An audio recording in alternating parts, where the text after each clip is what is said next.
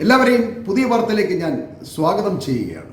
ഒരു രാജ്യം തന്നെ വിറപ്പിച്ചിരുന്ന മാഫിയ കിങ് എല്ലാം തകർന്ന് അവസാനം ഒരു കവലച്ചട്ടമ്പിയായി അധപ്പതിച്ച് ഹഫ്ത അല്ലെങ്കിൽ എൻ്റെ ശല്യത്തിൽ നിന്നും രക്ഷപ്പെടാൻ വേണ്ടി ഇടയ്ക്കൊക്കെ നിങ്ങൾ ചെറിയൊരു തുക എനിക്ക് തരൂ എന്ന് ചോദിച്ച് നടക്കുന്ന ഒരു കാര്യം ആർക്കും ചിന്തിക്കാൻ പോലും കഴിയില്ല. എന്നാൽ അത് ലോകത്തിന്റെ പ്രഥമ പൗരനും അമേരിക്കൻ പ്രസിഡന്റുമായ ഡൊണാൾഡ് ട്രംപിന് ഈസിയായി ചെയ്യാൻ കഴിയുന്ന ഒരു കാര്യമാണ്. മിഡിൽ ഈസ്റ്റിനെ രക്ഷിക്കാൻ അമേരിക്കയിൽ നിന്നും കെട്ടും കെട്ടി ഇവിടെ വന്ന ട്രംപ് ചുമ്മാ തുറന്നിട്ടിരിക്കുന്ന ഹോർമുസ് കടൽ ഇറാനെ പ്രകോപിപ്പിച്ചും കലിപ്പിച്ചും അടപ്പിച്ചതും പോരാഞ്ഞ് അത് തുറക്കാനെന്ന് പറഞ്ഞ് യുദ്ധം ചെയ്ത് മിഡിൽ ഈസ്റ്റിലെ അമേരിക്കയുടെ മുഴുവൻ സൈനിക കേന്ദ്രങ്ങളും തകർക്കാനുള്ള അവസരം ഒരുക്കി കൊടുക്കുകയും അതും തികയാഞ്ഞിട്ട് മിഡിൽ ഈസ്റ്റിലെ അറബ് രാജ്യങ്ങൾക്ക് വരുത്താവുന്ന നഷ്ടം മുഴുവൻ വരുത്തി അവർക്ക് എണ്ണ വിൽക്കാൻ കഴിയാത്ത വിധം അവരെ എല്ലാവിധത്തിലും വരിഞ്ഞു മുറുക്കി അവരുടെ കഞ്ഞികുടിയും കൂടി മുട്ടിച്ചപ്പോൾ തൃപ്തിയായിരിക്കുകയാണ്. എന്നിട്ടും ഇയാൾ ഇറാനെ തല്ലും കൊല്ലും എന്നൊക്കെ ഗീർവാണമടിച്ചാണ് ഇപ്പോൾ നടക്കുന്നത്. ഇയാൾക്ക് തലയ്ക്ക് കാര്യമായ എന്തെങ്കിലും തകരാറുണ്ടോ എന്ന് പരിശോധിക്കേണ്ടിയിരിക്കുന്നു. അധികാരം ചിലപ്പോൾ ചിലരുടെ സമനില തന്നെ തകർത്ത് കളയും. അമേരിക്കയുടെ പ്രസിഡന്റിനും അങ്ങനെയൊന്നും സംഭവിക്കില്ല എന്ന് ആർക്കും പറയാൻ കഴിയില്ല.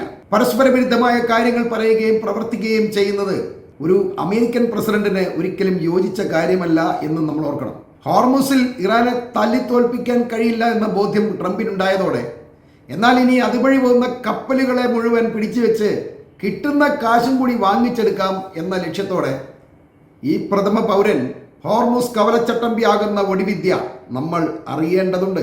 ഹോർമുസിൽ ഇറാനെ പ്രതിരോധിക്കാനും കപ്പലുകൾക്ക് സുരക്ഷിതമായി കടന്നു പോകുന്നതിനും ഈ കപ്പലുകളിൽ നിന്നെല്ലാം 20% ടാക്സ് ഈടാക്കുമെന്നാണ് ട്രംപ് കഴിഞ്ഞ ദിവസം പറഞ്ഞത്. തന്നെയല്ല, ഹോർമുസിന്റെ സംരക്ഷകൻ ഇനി മുതൽ അമേരിക്ക ആയിരിക്കുമെന്നും ട്രംപ് തട്ടിവിട്ടു. ഒരിക്കലും നടക്കാത്ത ഈ ആഗ്രഹം കൊണ്ട് ട്രംപ് ഉദ്ദേശിക്കുന്നത് നീർക്കോലി കടിച്ചാലും അത്താഴം മുടക്കാം എന്ന ജൈവിക തത്വമാണ്. അറബ് രാജ്യങ്ങൾ അമേരിക്കയെ അവരവരുടെ രാജ്യത്തു നിന്നും മാറ്റിപ്പുറത്താക്കുമ്പോൾ കടൽ കൊള്ളക്കാരെ പോലെ ഹോർമുസിലെ കപ്പലുകളെ പിടിച്ചുപറിച്ച് കാശുണ്ടാക്കാമെന്ന ട്രംപിന്റെ ബുദ്ധി നല്ലതാണെങ്കിലും ഇത് കൊടുക്കാത്ത രാജ്യങ്ങളുടെ കപ്പലുകളെ ട്രംപ് കടലിൽ മുക്കാനും തയ്യാറായേക്കാം. കാരണം ഇയാളുടെ കാര്യമായിട്ട് ഒന്നും പറയാൻ കഴിയില്ല. എന്നാൽ രക്ഷകനായി വന്ന കൊള്ളക്കാരനായി മാറുന്ന ട്രംപിന്റെ ഈ വേഷപ്പകർച്ച കണ്ട് ലോകരാജ്യങ്ങൾ ഇയാളെ വിമർശിച്ചപ്പോൾ ട്രംപിലെ യഥാർത്ഥ കച്ചവടക്കാരൻ പുറത്തു ചാടുന്നതും ഇന്നലെ നമുക്ക് കാണാൻ കഴിഞ്ഞു.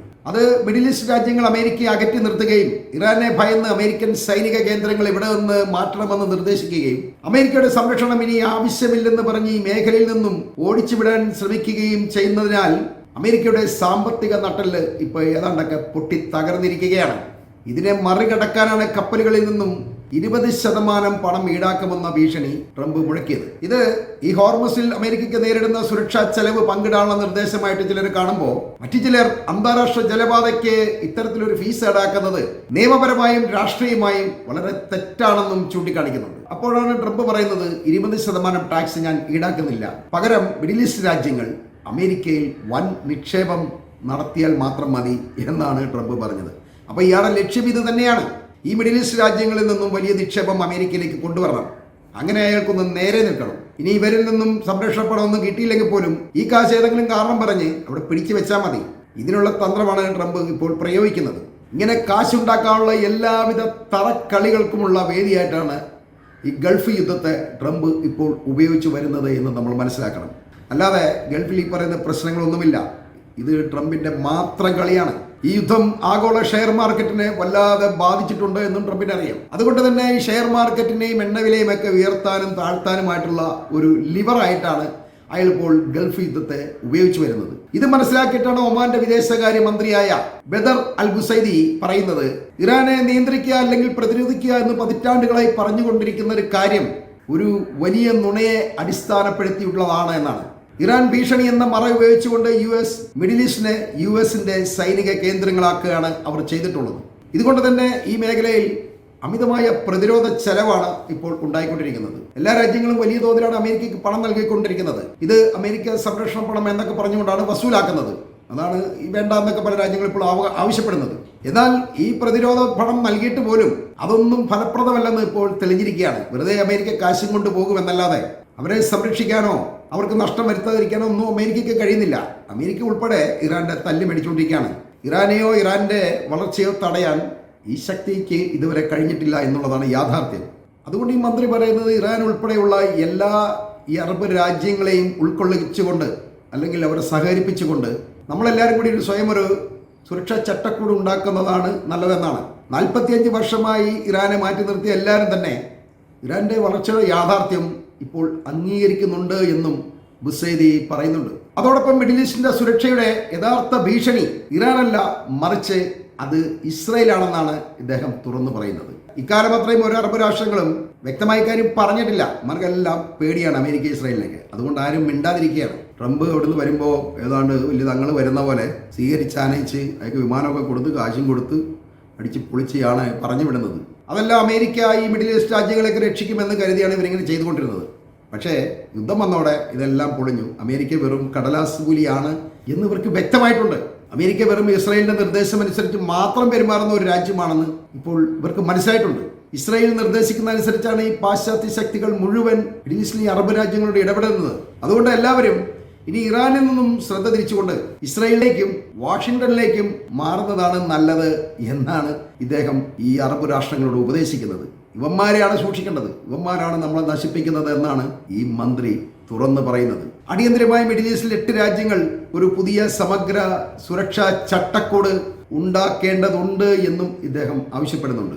8 രാജ്യങ്ങൾ എന്ന് പറയുന്നത് Saudi Arabia, UAE, Oman, Qatar, Kuwait, Bahrain, അതുകൂടാതെ ഇറാനും ഇറാഖുമാണ്. പേർഷ്യൻ രാജ്യങ്ങളുമായി അതിർത്തി പങ്കിടുന്ന 8 രാജ്യങ്ങളെ ഉൾപ്പെടുത്തി ഒരു പ്രതിരോധ ചട്ടക്കൂട് ഉണ്ടാക്കുന്നത് ഭാവിയിലെ മിഡിൽ ഈസ്റ്റിലെ ഏതൊരു സുരക്ഷയ്ക്കും സംരക്ഷണത്തിനും വളരെ നല്ലതാണ് എന്ന് ഇദ്ദേഹം പറയുന്നു. അങ്ങനെ ഒരു കൂട്ടുകെട്ടില്ലാത്തത് കൊണ്ടാണ് കണ്ടവരെല്ലാം കയറി മിഡിൽ ഈസ്റ്റിൽ മേയുന്നത് എന്നും ഇദ്ദേഹം പരിഹസിക്കുന്നു. അതുപോലെ തന്നെ യുദ്ധം നീട്ടാനും നിങ്ങൾക്ക് വേണ്ടി ഞങ്ങൾ എന്തൊക്കെയോ ചെയ്യുന്നു എന്ന് പ്രകടിപ്പിക്കാനും വേണ്ടി ട്രംപ് ഗൾഫ് മേഖലയിൽ 19 US യുദ്ധക്കപ്പലുകളെ വിന്യസിച്ചിട്ടുണ്ട് എന്നാണ് അവകാശപ്പെടുന്നത്. അതിൽ 2 വിമാനവാഹിനി കപ്പലുകളും 1000-ലധികം മറീനുകളുള്ള മറ്റൊരു ആക്രമണ കപ്പലും, അതായത് എബ്രഹാം ലിങ്കണെ ആയിരിക്കും ഉദ്ദേശിക്കുന്നത്. ഇവയെല്ലാം കൂടെ ഉൾപ്പെടുത്തി വലിയ ഒരു ഗ്രൂപ്പ് അവിടെ കിടപ്പുണ്ട് എന്നാണ് ട്രംപ് അവകാശപ്പെടുന്നത്. അതുമാത്രമല്ല, മിഡിൽ ഈസ്റ്റിലുടനീളം 100 കണക്കിന് സൈനിക വിമാനങ്ങൾ പ്രവർത്തിക്കുന്നുണ്ടെന്ന് US സെൻട്രൽ കമാൻഡും പറയുമ്പോൾ ഇതെല്ലാം എവിടെയാണ് ഉള്ളത് എന്നാണ് എല്ലാവരും ചോദിക്കുന്നത്. ഉണ്ടായിരുന്നല്ല ഇപ്പം ഇറാൻ അടിച്ച് നിരപ്പാക്കിയിട്ടുണ്ട്. ഇനി പുതിയതായിട്ടൊന്നും വന്നതായിട്ടും ആർക്കും കാര്യമായിട്ട് അറിവില്ല. അവിടെ ഉണ്ടായിരുന്നൊക്കെ തന്നെയാണ് ഇപ്പം അവിടെ നിലവിൽ ഉള്ളത്. ഇബ്രാഹിം കുറച്ച് മാറിക്കിടന്നെന്ന് മാത്രമേ ഉള്ളൂ. അത് തിരിച്ചു വന്നതല്ലാതെ അമേരിക്കയിൽ നിന്നൊന്നും പുതിയ കപ്പലുകളോ മറീനുകളോ ഒന്നും എത്തിയിട്ടില്ല. ഇറാനെ അമേരിക്ക ഓരോ തവണ ആക്രമിക്കുമ്പോഴും ബഹ്റൈനും കുവൈറ്റും നിരന്തരമായി ഇപ്പോൾ ആക്രമിക്കപ്പെട്ടുകൊണ്ടിരിക്കുകയാണ്. ഇന്നലെയും ആക്രമിച്ചു, മിനിഞ്ഞാന്നും ആക്രമിച്ചു, അതിന് തൊട്ട് തലേ ദിവസം ആക്രമിച്ചു. നിരന്തരമായിട്ട് ഇങ്ങനെ ആക്രമണം നടന്നുകൊണ്ടിരിക്കുകയാണ്. അപ്പോൾ ഏത് ദിവസം ആക്രമിച്ചു, എങ്ങോട്ട് ആക്രമിച്ചു എന്നുള്ള കാര്യം ആർക്കും അറിയാൻ മേല. എന്തായാലും ഒരു കാര്യം ഉറപ്പാണ്, ഈ രാജ്യങ്ങളിലൊന്നും ഇപ്പോൾ ആർക്കും ജീവിക്കാൻ മാർഗമില്ല. എല്ലാവരും നാട് വിട്ടുകൊണ്ടിരിക്കുകയാണ്. ഇത് ഞാൻ കഴിഞ്ഞ വീഡിയോയിൽ പറഞ്ഞിരുന്നതാണ്. ഹോർമുസിൽ കപ്പലുകളെ തടയുന്ന ഇറാനെ ഞങ്ങൾ ആക്രമിക്കുന്നു എന്ന് ട്രംപ് പറയുമ്പോൾ ഇറാൻ അതിനെ പരിഹസിക്കുകയാണ്. ഇനിയും തുറന്നിട്ടില്ലാത്ത ഹോർമുസിൽ ട്രംപിനെ എന്ത് ചെയ്യാൻ കഴിയുമെന്നാണ് ഇറാൻ വെല്ലുവിളിക്കുന്നത്. ഇത് പറയുമ്പോൾ നമ്മൾ മറ്റൊരു കാര്യം കൂടി ശ്രദ്ധിക്കേണ്ടതുണ്ട്. യുദ്ധം അമേരിക്കൻ സൈന്യത്തിന് യാതൊരുവിധ താല്പര്യമില്ലാത്ത ഒരു കാര്യം ആണ് എന്നാണ് US സെൻട്രൽ കമാൻഡിന്റെ ഉന്നത തലങ്ങളിൽ തന്നെ വിശ്വസിക്കുന്നത്. നിരപരാധികളുടെ ജീവൻ അപകടത്തിലാക്കുന്ന അനാവശ്യമായ ആക്രമണങ്ങൾക്ക് ഇറാനെ US സൈന്യം പ്രേരിപ്പിക്കുന്നു. അതുകൊണ്ട് അമേരിക്കയാണ് ഇതിന്റെ ഉത്തരവാദി എന്നാണ് US സെൻട്രൽ കമാൻഡിന്റെ തലവനായ അഡ്മിറൽ ബ്രാഡ് പോലും പറയുന്നത്. അതിനർത്ഥം ഈ യുദ്ധം എന്നത് ട്രംപിന്റെ മാത്രം ആവശ്യമാണ് എന്നാണ് നമ്മൾ തിരിച്ചറിയേണ്ടത്. ഈ വാർത്തകൾ ഞാനിവിടെ അവസാനിപ്പിക്കുകയാണ്.